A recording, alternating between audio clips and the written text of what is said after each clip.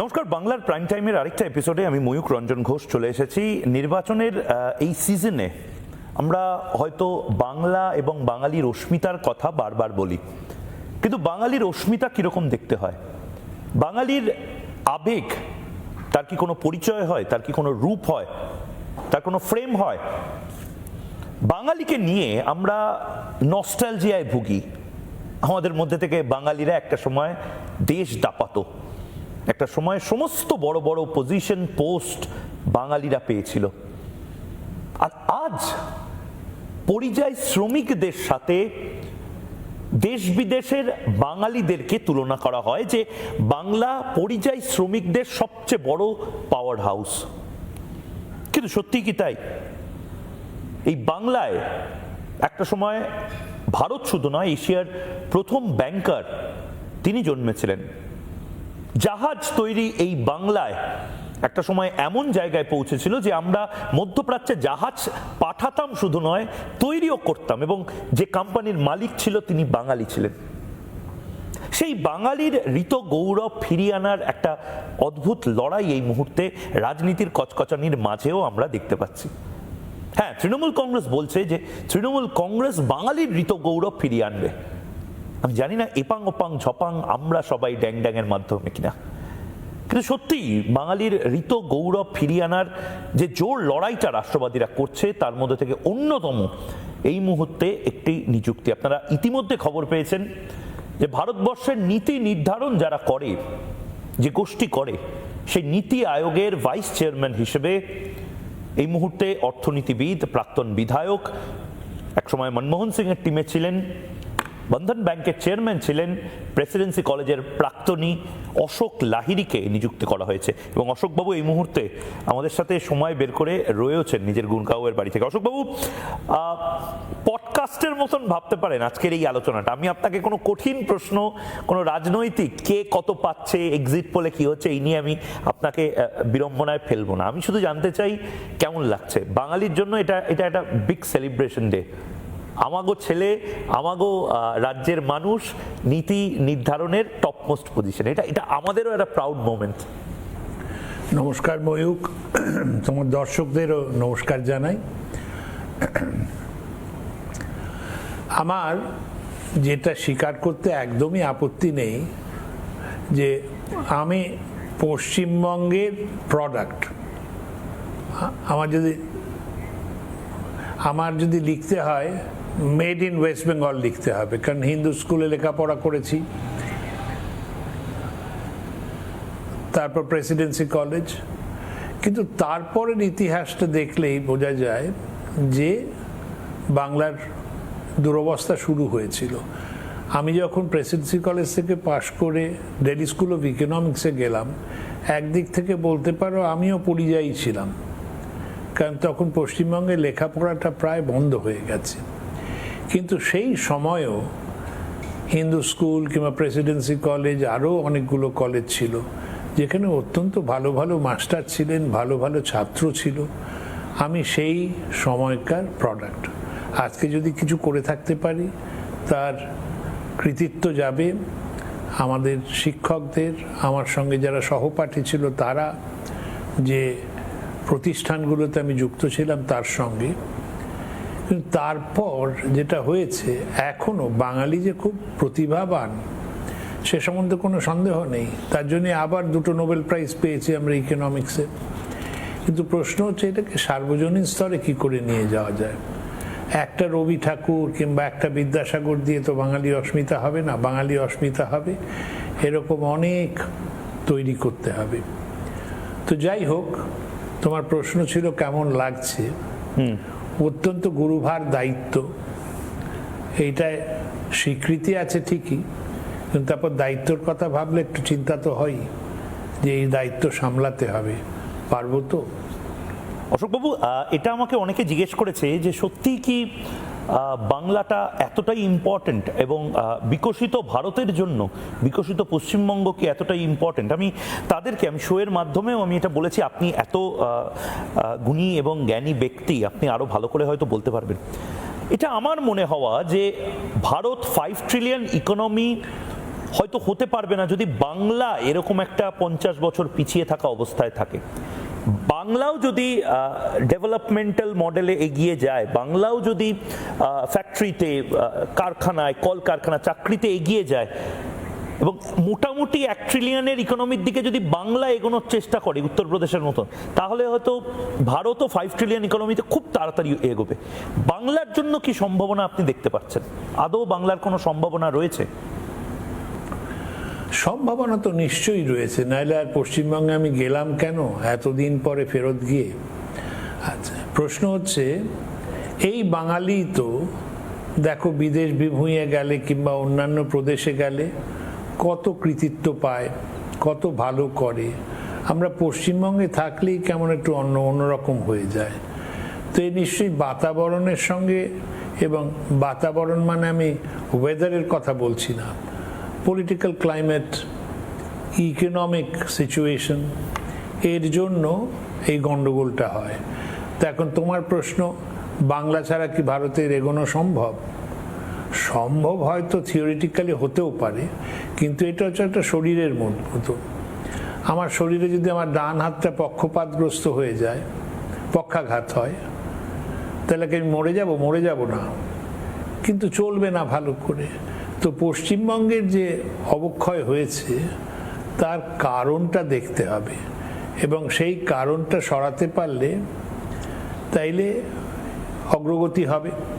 আর শুধু পশ্চিমবঙ্গের কথা তো নয়, পুরো পূর্বাঞ্চলটা, এই যে নরেন্দ্র মোদী বলেন পূর্বোদয়, সূর্য তো পূর্ব দিকে ওঠে, সুতরাং আর আমাদের পূর্ব দিকে চীন এগিয়ে গেছে, জাপান এগিয়ে গেছে, হংকং এগিয়ে গেছে, সাউথ কোরিয়া এগিয়ে গেছে, তাইওয়ান এগিয়ে গেছে, আমরা কেন পারবো না? হঠাৎ সেই উন্নয়নের যে ঢেউটা, সেটা মিয়ানমারে এসে আটকে গেল। আর পশ্চিমবঙ্গের এত একটা এমন ঐতিহ্য, এখান থেকে না করতে পারার তো কোনো কারণ নেই। আর পশ্চিমবঙ্গ শুধু পশ্চিমবঙ্গ নয়, পশ্চিমবঙ্গ গুরুত্বপূর্ণ হচ্ছে কারণ তুমি বৃহৎবঙ্গের কথাটা যদি ভাবো, সে মৌর্য সাম্রাজ্য থেকে শুরু করে গুপ্ত, পাল, সেনেদের আমলেও কিছুটা ছিল। এই যে পূর্বাঞ্চল রয়েছে, অঙ্গবঙ্গ, কলিঙ্গ, অ্যাসাম বা প্রাগজ্যোতিষপুর, এই পুরো অঞ্চলটার কথা ভাবা উচিত, এবং তার মধ্যে পশ্চিমবঙ্গ একটা বিরাট গুরুত্বপূর্ণ স্থান। আর জনসংখ্যা তো কম নয়, জনসংখ্যা বোধহয় কত 13 কোটির মতো হবে। তো 13 কোটি মানে প্রায় ভারতবর্ষের 10 জনের মধ্যে একজন পশ্চিমবঙ্গে থাকে। ঠিক। তো তুমি যদি বলো 10 জনের মধ্যে একজন এগোলো না, তাহলে তো অসুবিধা হবে। আচ্ছা, আমাকে ঠিক এই জায়গায় পশ্চিমবঙ্গের এগোনোটা খুব প্রয়োজন। আর তার থেকেও বড় প্রশ্ন যে কি কারণে হচ্ছে না। আমার একটা অসুখ করেছে, জ্বর হচ্ছে, তুমি জলপট্টি দিতেই পারো, প্যারাসিটামল দিয়েও জ্বর কমিয়ে দিতে পারো, কিন্তু প্রশ্ন তো থেকেই যাবে জ্বরটা হচ্ছে কেন, কোন যন্ত্র বিকল হয়েছে। তো পশ্চিমবঙ্গের ক্ষেত্রে ওইটা আবিষ্কার করে ওইটার ওষুধ দিতে পারলে বিরাট উপকার হবে, শুধু পশ্চিমবঙ্গের নয়, সারা ভারতবর্ষের। অশোকবাবু, আপনি যেহেতু এই পশ্চিমবঙ্গের অপরচুনিটিস নিয়ে বলছিলেন, আমি মোটামুটি একটা ছবি আমার হাতে এই মুহূর্তে রয়েছে পশ্চিমবঙ্গের পোর্ট অ্যাক্সেস, পশ্চিমবঙ্গের প্রক্সিমিটি নর্থ ইস্টের ক্ষেত্রে, সাউথ ইস্ট এশিয়ার ক্ষেত্রে জাহাজ পথে, এবং তার পাশাপাশি পশ্চিমবঙ্গে পাহাড় আছে, সমুদ্র আছে, নদী আছে, সাগর, জঙ্গল, সমস্ত কিছু আছে। আমি জানতে চাই, প্রধানমন্ত্রী এখানে এসে বলছিলেন পশ্চিমবঙ্গকে কেন সিঙ্গাপুরের মতন বা নিদেন পক্ষে থাইল্যান্ডের মতন একটা জায়গাতে পরিণত করা যাবে না। এই লজিস্টিক্স হাবগুলো, এগুলো শুধু গুজরাটে বা বিশাখাপত্তনমে কেন হবে? এখানে লজিস্টিক হাব এই কলকাতা, হলদিয়াতে, ট্যুরিজম হাব সুন্দরবনে, দার্জিলিংয়ে, আইটি হাব, আমি এই ভাঙড়ে বোমাবাজি হয়, ভাঙড়ের থেকে ঢিলছড়ার দূরত্ব হচ্ছে রাজারহাট, নিউ টাউন। তো ভাঙড়ে কেন এক্সটেন্ডেড একটা গ্রেটার নয়ডা বা গুড়গাঁওয়ের মতন একটা শহর হবে না? মানে প্রবলেমটা কি? আমাদের অপরচুনিটিস তো প্রচুর। দেখো, কতগুলো জিনিস আছে যেগুলো সাধারণ মানুষ করতে পারবে না, যেমন শিক্ষা ব্যবস্থা, স্বাস্থ্য পরিষেবা, কিংবা উন্নত মানের রাস্তাঘাট, বন্দর, মানুষ অন্য কিছু করতে পারে, লেখাপড়া করে চলে গেল বাইরে, চাকরি বাকরি করছে। তো এইগুলো সরকারি ব্যর্থতা, এ সম্বন্ধে কোনো সন্দেহ নেই। যেমন একটা তোমার ইতিহাস বলি, যদি দেখো ওই ব্যারাকপুর ওই অঞ্চলটায় যে শিল্পাঞ্চল আছে, যেখানে এখন বোমা পড়ে, ওগুলো সব ছিল নদীর পাশে, হুগলি নদীর পাশে, যেখানে এখন বোমা পড়ে। তো তখন কেন ওখানে হয়েছিল? কারণ নদীপথে সেই জিনিসপত্রগুলো যাতায়াত করত। কিন্তু পৃথিবীটা এখন এগিয়ে গেছে, নদীপথে তো তাড়াতাড়ি যাওয়া যাবে না, এখন বড় বড় ট্রাকে করে আনতে হবে, একটা মস্ত বড় কন্টেনার শিপে ঢোকাতে হবে। তো ওই নদীপথটাই রয়ে গেল, রাস্তাঘাট আর হলো না, রাস্তাঘাট তৈরি হলো না। আর তুমি এর কথা বলছো, এই পর্যটনের কথা বলছো, ট্যুরিজম, যদি সুন্দরবন যেতে হয়, ও গাড়ি করে ডায়মন্ড হারবার পৌঁছতে তো কান্না পেয়ে যাবে। দার্জিলিং যদি যেতে হয়, ওই NH12 বোধহয়, NH12 না NH34, NH34 যেটা এখন এক্সটেন্ডেড NH12, তুমি NH12, হ্যাঁ। তো তুমি আমেদাবাদ থেকে বম্বে যাও, কিংবা আমেদাবাদ থেকে বরোদা যাও, হায়দ্রাবাদ থেকে ব্যাঙ্গালোর যাও, হায়দ্রাবাদ থেকে চেন্নাই যাও, কি রাস্তা! আমাদের সেখানে NH12 কলকাতা থেকে দার্জিলিং পৌঁছতেই তো কান্না পেয়ে যাবে। তো পর্যটন হবে কি করে? আর পর্যটন আমরা বলি কলকাতা শহর সম্বন্ধে আমাদের খুব গর্ব। কলকাতা কি সত্যি লন্ডন হয়েছে? কলকাতায় এখনো বৃষ্টি পড়লে জল জমে, কলকাতায় যানজটের সমস্যা রয়েছে, কলকাতার রাস্তাঘাট সেই লাস্ট বোধহয় ওই Calcutta improvement trust central avenue বানিয়েছিল, তারপর আর তার কিছু বিশেষ হলো না। একমাত্র রাজারহাট, নিউ টাউন, সেটাও তো বিধানবাবু সেই উনি তিরোধানের আগে প্ল্যান করে গিয়েছিলেন। তারপরে আমরা কি করলাম? তো এই পরিষেবার একটা ব্যাপার আছে। আর আরেকটা হচ্ছে, পরিষেবার মধ্যে সবচেয়ে খুব গুরুত্বপূর্ণ আছে একটা গভীর সমুদ্র বন্দর। সেই জবচানকের আমলের কলকাতা পোর্ট কিংবা শ্যামাপ্রসাদ মুখার্জি পোর্ট ট্রাস্ট, ওখানে তো বড় বড় জাহাজই আসতে পারে না। স্যান্ডহেড থেকে কলকাতা আসতে প্রাণ বেরিয়ে যায়। আচ্ছা, তো এইটা রাস্তার কথা বললাম, বন্দরের কথা বললাম, এবার শিক্ষার কথা ভাবো। প্রাথমিক স্কুলগুলোতে আমি অনেক স্কুলে গেছি, কিছু কিছু স্কুলে 5টা করে ক্লাস, তো 1 থেকে 5 অবধি, 5টা মাস্টার নেই, তো 5টা ক্লাস পড়াবে কি করে? প্রাথমিক চিকিৎসালয়গুলো যাও, ওটা 24 ঘন্টা খোলা থাকে না। আমার অসুখ কি খালি দিনের বেলা করবে? এই যে, তো আমি যেটা বলার চেষ্টা করছি যে শিক্ষা, স্বাস্থ্য, পরিষেবা মানে পরিকাঠামো, ইনফ্রাস্ট্রাকচার, আর আইন শৃঙ্খলা, এই কটা করলেই আমার কেমন মনে হয় হঠাৎ সেই আলিবাবা চিচিং ফাঁকের মতো পশ্চিমবঙ্গের আবার সেই উদ্যোগী যে আত্মা, সেটা জেগে উঠবে। আচ্ছা, এক্ষেত্রে কেন্দ্রের ভূমিকা অনেকটা এবং নীতি আয়োগের ভূমিকাও অনেকটা হবে।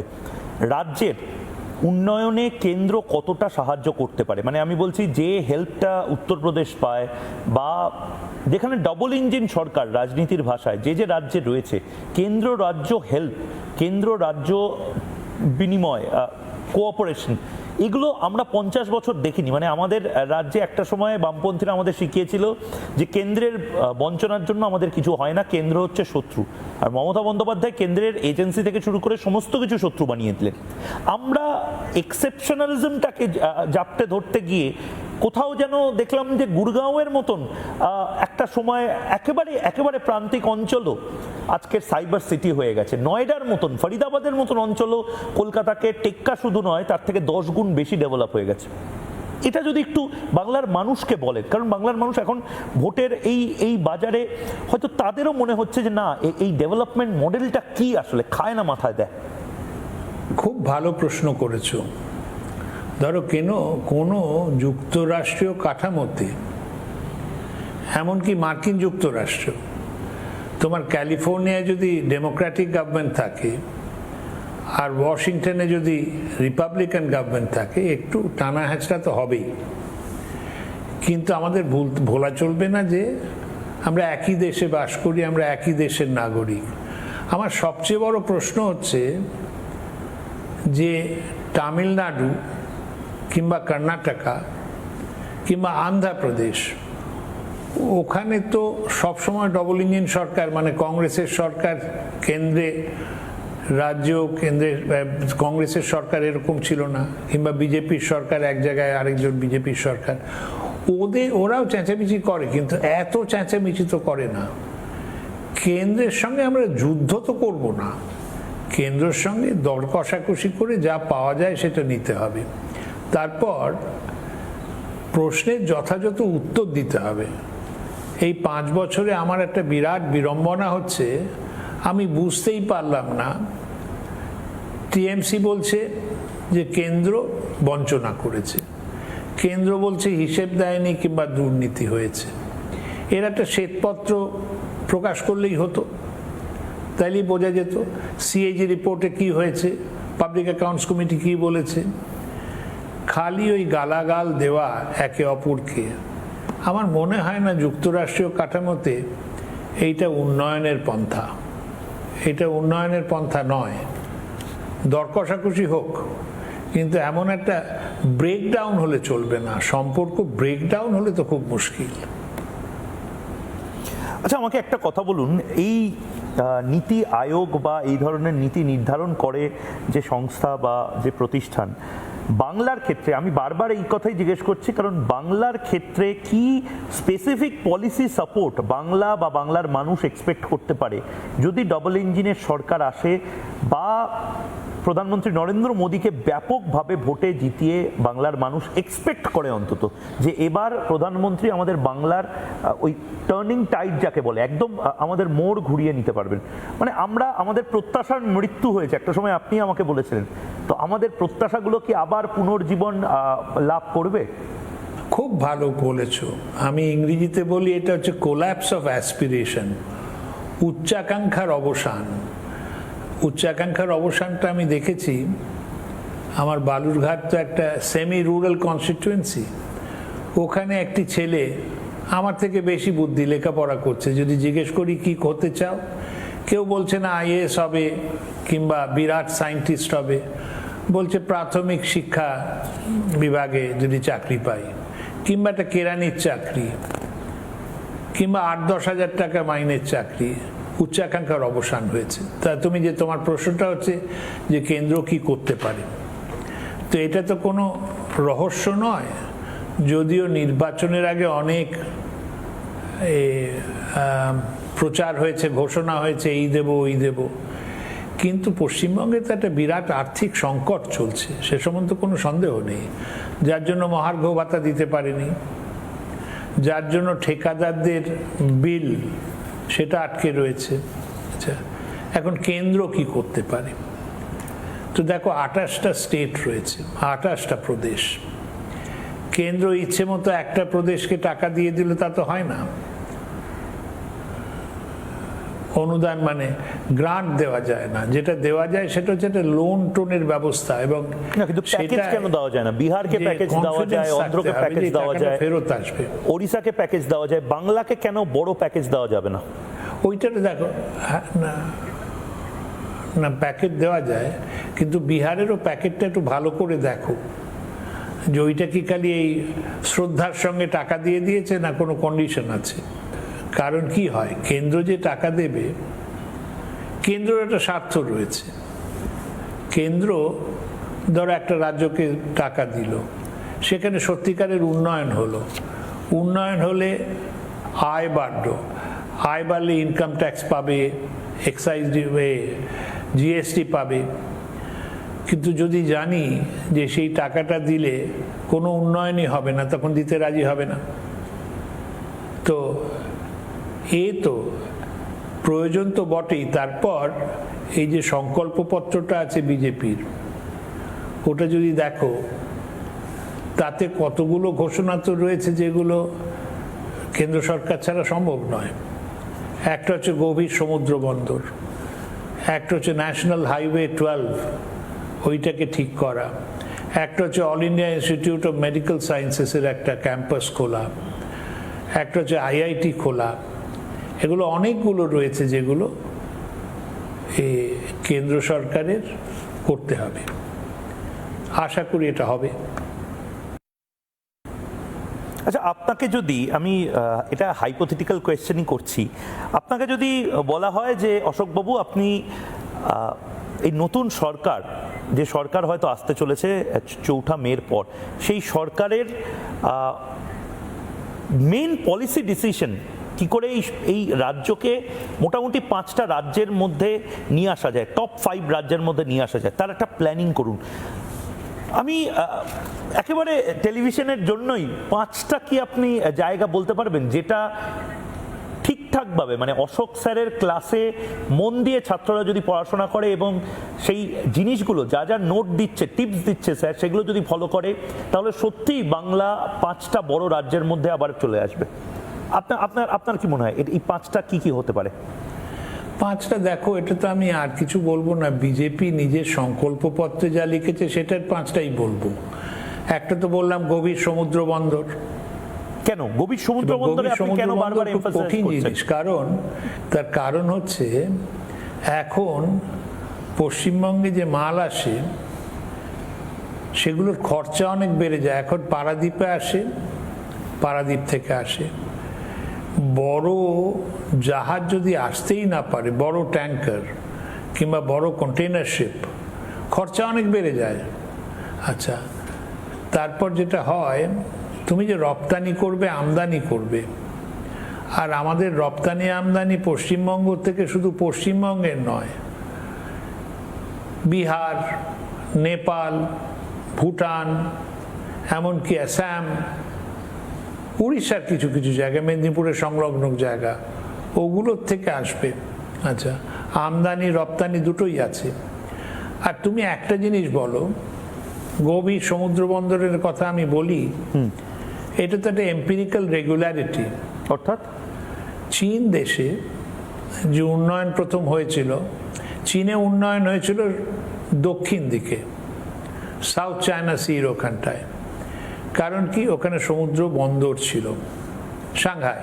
আচ্ছা, তারপর ভারতবর্ষে দেখো, ভারতবর্ষে যে প্রদেশগুলো ভালো করেছে সবগুলো উপকূলবর্তী, গুজরাট, মহারাষ্ট্র, গোয়া, কর্ণাটকা, কেরালা, তামিলনাড়ু, অন্ধ্রপ্রদেশ, উড়িষ্যা।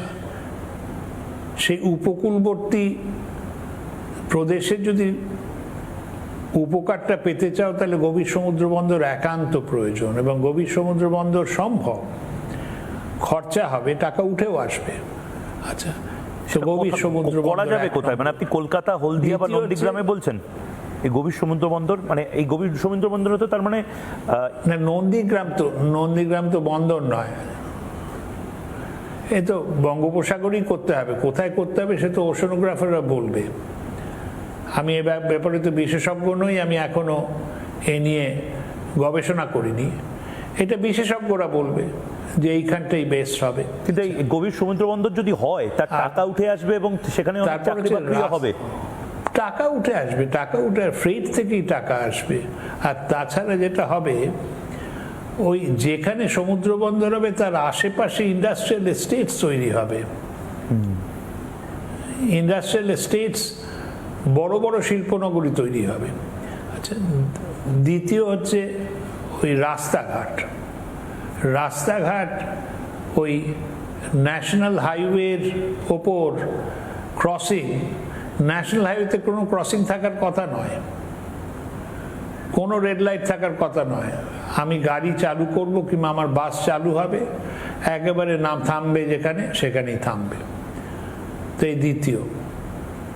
আচ্ছা, আর তৃতীয়, চতুর্থ, পঞ্চম যদি বলি, একটা হচ্ছে শিক্ষা ব্যবস্থার মেরুদণ্ড ভেঙে গেছে।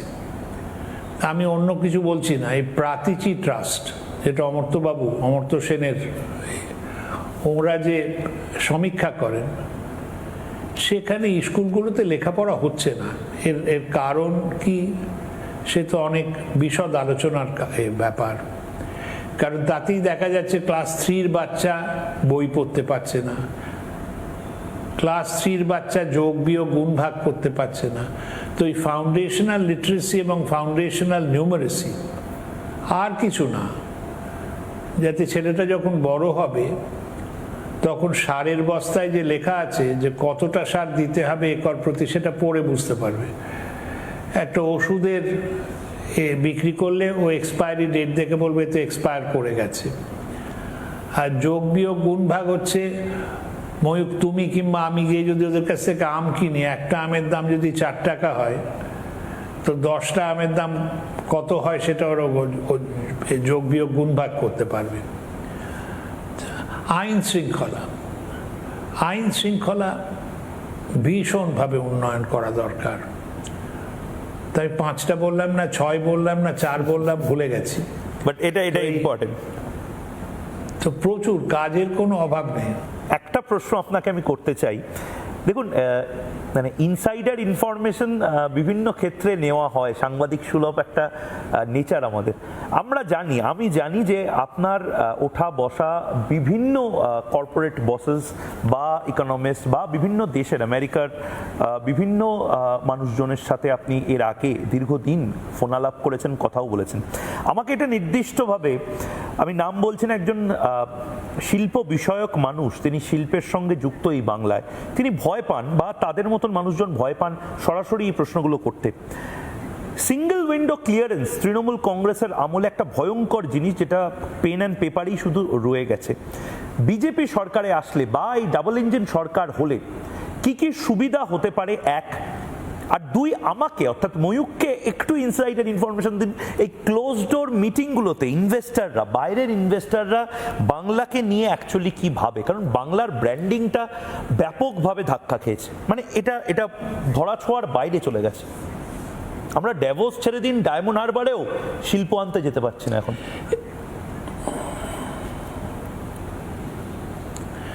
দেখো, একটা জিনিস তো হচ্ছে, অনেকে ইংরেজিতে বলে যে মানি ইজ শাই, টাকা খুব ভয়ে ভয়ে থাকে। তুমি একটা জায়গায় বিনিয়োগ করবে, সেখানে যদি তোমার মনে হয় যে আইন শৃঙ্খলার এমন অবস্থা হবে কিংবা দুর্নীতি এত হবে যে তোমার ব্যবসা চলবে না, তাহলে ওখানে তুমি বিনিয়োগ করবে না।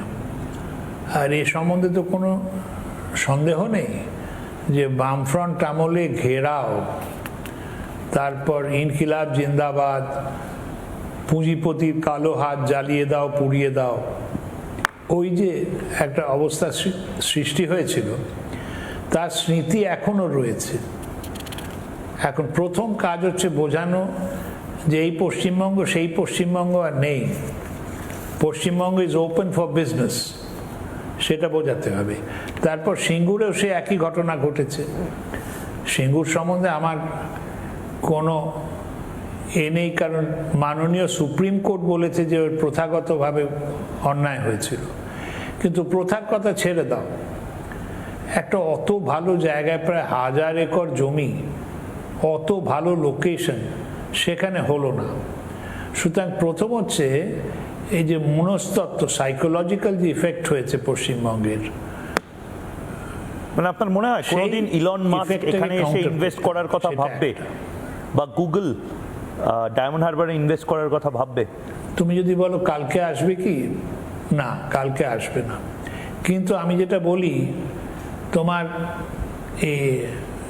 পুঁজিপতিরা কিংবা উদ্যোগপতিরা যে আসেন, ওরা তোমাকে ভালোবেসেও আসেন না, ওরা তোমার রসগোল্লা সন্দেশ খেতেও আসেন না, ওরা আসে পয়সা বানাতে। যদি পশ্চিমবঙ্গে বিনিয়োগের ইন্টারনাল রেট অফ রিটার্ন বেড়ে যায় এবং যদি পুঁজিপতিরা দেখেন, উদ্যোগকারীরা দেখেন যে পশ্চিমবঙ্গেই সবচেয়ে বেশি লাভ করা যাবে, নিশ্চয়ই আসবে। তবে তুমি যদি বলো যে কালকেই কি প্লেনে করে ইলন মাস্ক চলে আসবে, না, কালকে আসবে না, সময় লাগবে, সময় লাগবে। আচ্ছা, আমি একদম শেষ কিন্তু বাঙালি ছেলে মেয়ে, হ্যাঁ বলো। আমি শেষ 5টা প্রশ্ন র্যাপিড ফায়ারের মতন করব, আপনার উত্তরগুলো চাই। প্রথম প্রশ্নটা হচ্ছে একটা সেক্টর যেটা বাংলার এই মুহূর্তে ঝাঁপাতে হবে, মানে এর আগে আপনি বন্দরটা বললেন, মানে বন্দরটা নিয়ে এবার গোটা বাংলায় কি ন্যারেটিভ বিল্ডিং করা আপনার মনে হয় আশু কর্তব্য? সেটা হচ্ছে পশ্চিমবঙ্গের উন্নয়ন হয়েছিল, জব চানকে এসেছিল গঙ্গা আছে বলে। তুমি যদি পুরনো ইতিহাস দেখো, তাম্রলিপ্ত থেকেই গিয়েছিল বিজয় সিংহলে। আচ্ছা, তো পশ্চিমবঙ্গের যখন উন্নয়ন হয়েছে, যখন পশ্চিমবঙ্গ সোনার বাংলা ছিল, তখন মেরিটাইম ট্রেড বা সমুদ্রপথে বাণিজ্য খুব বেশি চলতো। সেই বাণিজ্যকে আবার উদ্দীপিত করতে হবে, কারণ আমি জিনিস বানাতে পারি, বিক্রি করব কোথায়? ঠিক। আচ্ছা, একটা পলিসি বা একটা প্রথা যেটা বাংলার ইমিডিয়েট ব্যান করে দেওয়া উচিত বা স্ক্র্যাপ করে দেওয়া উচিত বা ছুঁড়ে ফেলে দেওয়া উচিত, এমন একটা হ্যাবিট বা এমন একটা কালচার বা পলিসি যেটা বাংলার মানে ওই ক্যান্সারাস টিউমারের মতন এই মুহূর্তে বাংলাকে খেয়ে ফেলছে? এটা দেখো, এটা আমি ঠিক ইকোনমিক্সের বলবো না, আমি এটা তো সমাজতাত্ত্বিক বলবো। আমাদের এই যে একটা প্রবণতা, সেটা হচ্ছে সমালোচনা করার, আর কনস্ট্রাকটিভ ক্রিটিসিজম না, ভুয়ো সমালোচনা করে দিলাম, একটা রটিয়ে দিলাম কারুর ব্যাপারে কিছু একটা, এইটায় খুব ক্ষতি হচ্ছে। তো সে তো বিদ্যাসাগর তো আমাদের রয়েছেন, ছিলেন এক সময়। আমাদের এই যে উনি একবার বলেছিলেন যে তুমি আমার সমালোচনা করছো, আমি তো তোমার কোনো উপকার করিনি। তো এইটা হয়তো বুদ্ধি বেশি থাকলে হয়, বুদ্ধি বেশি থাকলে একটু সমালোচনা বেশি হয়, কিন্তু এই পরনিন্দা পরচর্চার ব্যাপারটা বড় ক্ষতি করে। আচ্ছা, বাংলার এমন কোনো স্ট্রেংথ যে স্ট্রেংথটা আমরা বাঙালিরাই ইগনোর করে যাচ্ছি? আমরা জানি না যে বাংলার এই রসদটা আছে, এই খনিজ পদার্থ আছে, বা এই ইন্ডাস্ট্রিটা এত বড় হতে পারে বাংলায়। আমরা জাস্ট চিল করছি, ভাবছিও না এটা নিয়ে কিছু করার। দেখো, ওটা ভাবার থেকেও হচ্ছে, তুমি যদি ভাবো যে আমি তোমায় বলে দেবো কি শিল্প আসা উচিত, শিল্প বানাবে শিল্পপতিরা, ওরা আমাদের থেকে এ বিষয়ে অনেক বেশি বিচক্ষণ। ওরা বুঝতে পারেন কোথায় বেশি মুনাফা হবে, প্রফিট কোথায় হবে, আর সেটি তো বাজারের নিয়ম। যদি দেখা যায় সিঙ্গারা বেশি বিক্রি হচ্ছে না, কচুরি বিক্রি হচ্ছে, ওরা কচুরি বানাবে। তো ওই প্রশ্নটার উত্তর দিতে আমি রাজি নই, কারণ কে জানতো? তুমি ধরো 40 বছর আগে যদি জিজ্ঞেস করতে কাউকে যে আইটি ইন্ডাস্ট্রি এত ভালো হবে ভারতবর্ষে, বলতে পারতে? বলতে পারতাম না। সুতরাং ওইটা আমি উদ্যোগপতিদের ওপর ছেড়ে দেবো, ওরা আসুক, এসে যে সেক্টরটা মনে হয় ভালো। তবে একটা জিনিস তো মনেই হয়, সেটা অ্যাগ্রো প্রসেসিংটা খুব important. Agro processing, fisheries and poultry, livestock, এগুলো খুব ইম্পর্ট্যান্ট। আর এক সময় তো হাওড়ার ওই বেলিলিয়াস রোড ওই অঞ্চলটাকে বলতো না শেফিল্ড অফ দ্য ইস্ট? প্রচুর কুশলী কারিগর রয়েছেন, আমাদের একটা ঐতিহ্য রয়েছে। কিন্তু আমি এই ঝুঁকি নেব না। কোন সেক্টর ভালো করবে, লিভ ইট টু দ্যাম, ওরা স্থির করুন, শিল্পপতিরা স্থির করুন কোন এতে সেক্টরে ওরা বিনিয়োগ করতে চান। আমার লাস্ট প্রশ্ন আপনাকে, মানে এটা বাঙালি হিসেবে আমার প্রশ্ন, বাংলাকে ভালোবাসি বলে আপনার প্রশ্ন। আপনি তো নীতি আয়োগের এত বড় দায়িত্ব নিচ্ছেন, প্রধানমন্ত্রী নরেন্দ্র মোদীও এই দায়িত্বটা আপনাকে দিচ্ছেন।